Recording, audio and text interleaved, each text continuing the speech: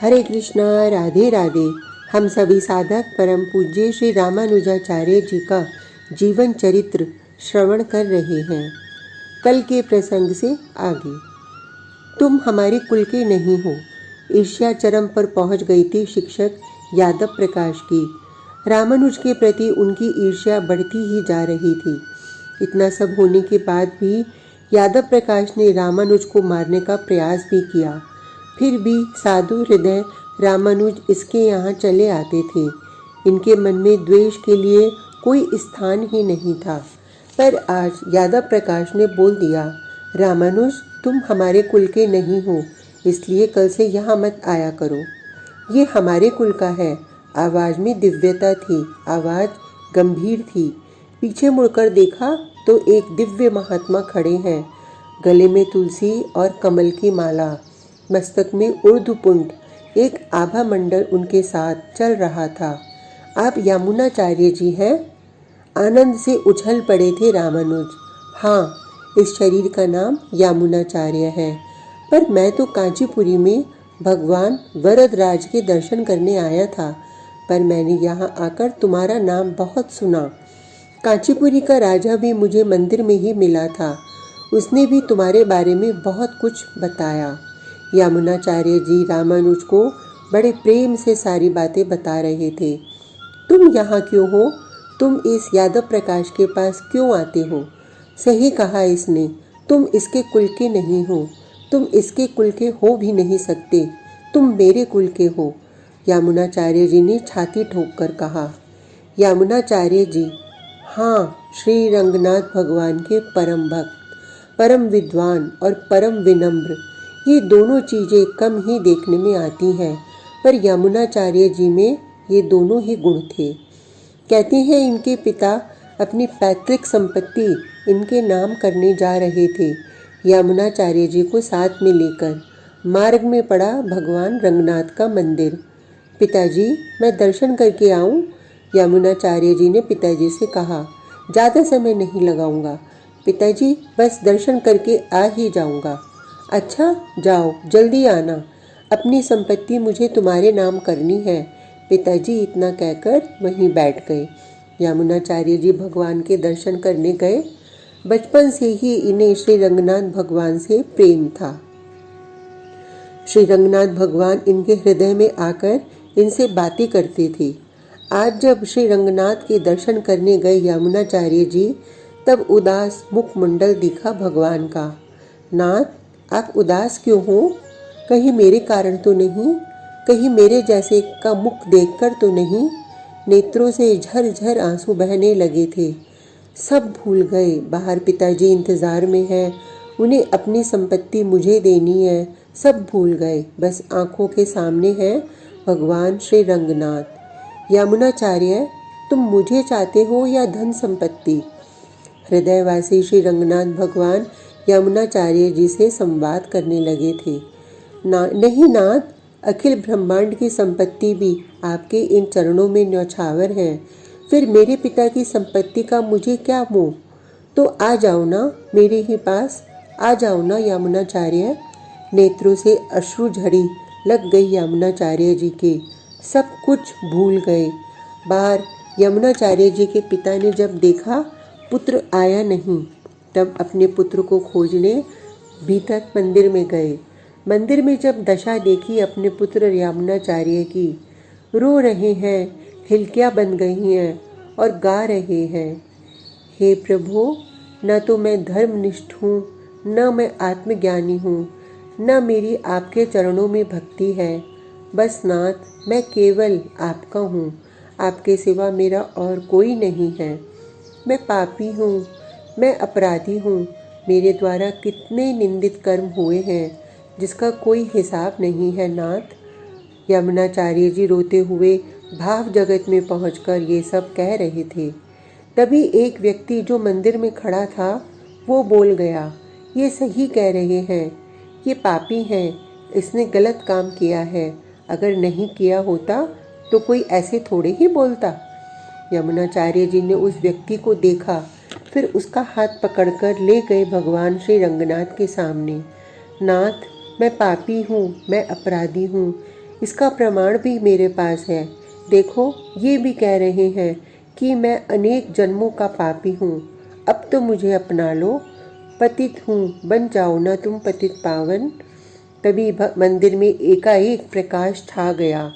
भगवान श्री रंगनाथ प्रकट हो गए और यमुनाचार्य जी को अपने हृदय से लगा लिया। यमुनाचार्य जी के पिता ने जब ये दृश्य देखा तो वह समझ गए, अब ये हमारे काम का नहीं रहा।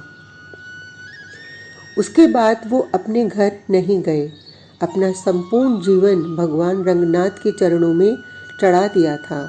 संपूर्ण तमिल समाज बड़े सम्मान से यमुनाचार्य जी का नाम लेता था।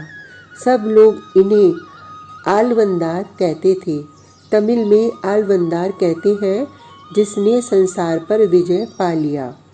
रामानुज जब से कांचीपुरी आए थे तभी से यहाँ के संतों के मुख से यमुनाचार्य जी की भक्ति, उनकी निष्ठा, उनका श्री रंगनाथ के प्रति प्रेम ये सुनते ही रहते थे और मन ही मन में यमुनाचार्य जी को इन्होंने अपना गुरु भी मान लिया था।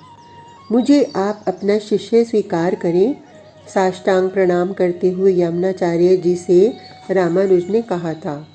भगवान नारायण अनंत दयारण है।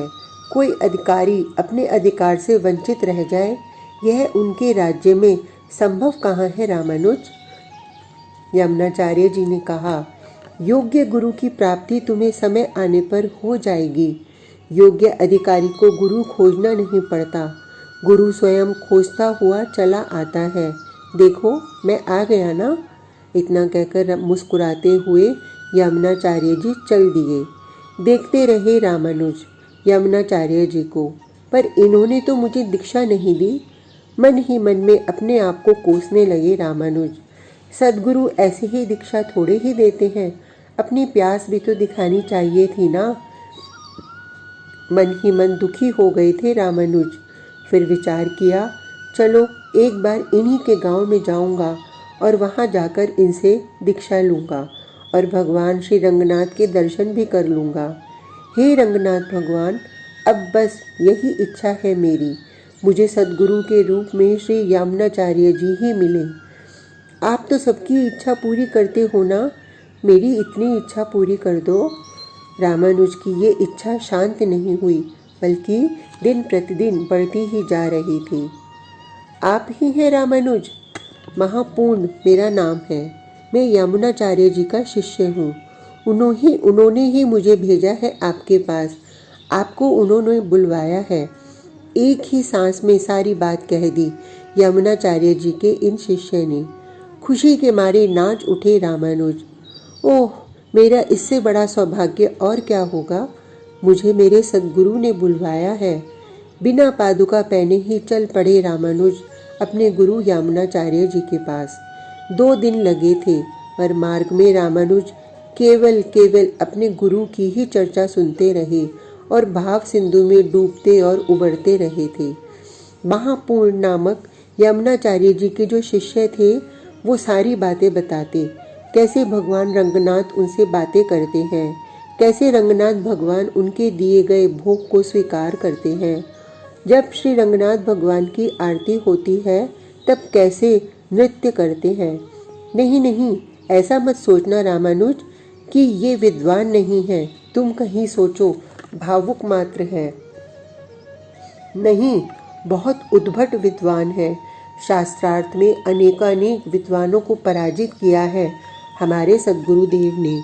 बड़े ध्यान से तन्मय होकर यमुनाचार्य जी के बारे में रामानुज सुनते रहे और ये सोचकर उन्हें बारंबार रोमांच भी हो रहा था कि मुझे दीक्षा देंगे, मैं श्री वैष्णवी दीक्षा लूँगा। मेरे कान में उनके मंत्र मेरे प्राणों में जाकर एक हो जाएंगे। ऐसा विचार करते हुए रामानुज ने 2 दिन की यात्रा सहजता में ही पूरी कर ली। पर जब पहुँचे यमुनाचार्य जी के पास, भारी भीड़ उमड़ी हुई थी यमुनाचार्य जी की कुटिया में। इतनी भीड़ क्यों है? रामानुज ने पूछा। जब उन्हें इसका उत्तर मिला, धड़ाम से धरती पर गिर पड़े थे रामानुज। आंखों से अश्रु प्रवाह चल पड़ा था। रामानुज के लिए तो मानो ये जगत शून्य ही हो गया। यमुनाचार्य जी ने अपना शरीर त्याग दिया था। रंगनाथ भगवान के पास जब यमुनाचार्य जी का पार्थिव शरीर लाया गया, तब रामानुज ने रंगनाथ भगवान के सामने खड़े होकर भगवान को ही खूब भला बुरा कहा। मैंने क्या मांगा था अपने जीवन में प्रभु? बस यही ना कि आलवंदार श्री यमुनाचार्य जी से मुझे दीक्षा मिले, पर आपने मेरी इतनी सी इच्छा भी पूरी नहीं की। भक्ति से पवित्र हुए उन यमुनाचार्य जी के शरीर को जब सजल नेत्रों से रामानुज ने देखा तो चौंक गए। ये क्या? यमुनाचार्य जी की 3 उंगलियां मुड़ी हुई हैं। कोई इस रहस्य को नहीं समझ पाया। अनेकों को तो ये रहस्य भी नहीं लगा, पर रामानुज ने समझ लिया। यमुनाचार्य जी के पार्थिव शरीर के पास खड़े होकर रामानुज ने उद्घोषणा की, मैं भगवत भक्ति का प्रचार करूंगा, भगवान नारायण की करुणा से जगत को परिचित कराऊंगा। इतना कहते ही एक मुड़ी हुई उंगली सीधी हो गई। मैं ब्रह्म सूत्र का भाष्य करूंगा, और वो भी भक्ति परक भाष्य, क्योंकि मेरे सद्गुरु यमुनाचार्य जी की इच्छा यही थी।